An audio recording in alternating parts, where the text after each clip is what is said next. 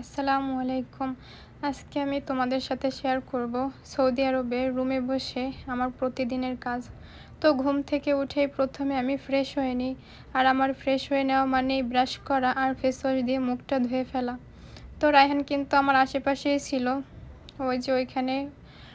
তো ফ্রেশ হওয়ার পরে প্রথমে আমি রান্নাঘরে চলে আসি প্রতিদিনের মতো।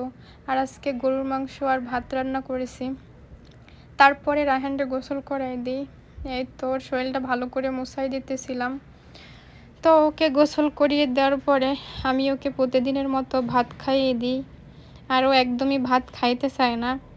ওরে ভাত খাওয়াইতে প্রায় আমার 1 ঘন্টার মতো সময় লাগে। এই যে এইখানে মোবাইল দেখতেছিল। তো তারপরে ওরে ভাত খাওয়ানোর পর আমি আর রায়হানের আব্বুও ভাত খেয়ে নিই। ভাত খাওয়ার পরে কিছু থালা বাসন ছিল, সেগুলোও ধুয়ে নিই। তো এর আগে কিন্তু আমি অনেকগুলো জামা কাপড় ধুই, সেগুলো আর তোমাদের সাথে শেয়ার করা হয় নাই। তো আমার এটা কিন্তু নতুন পেজ, তোমরা ফলো করে দিও।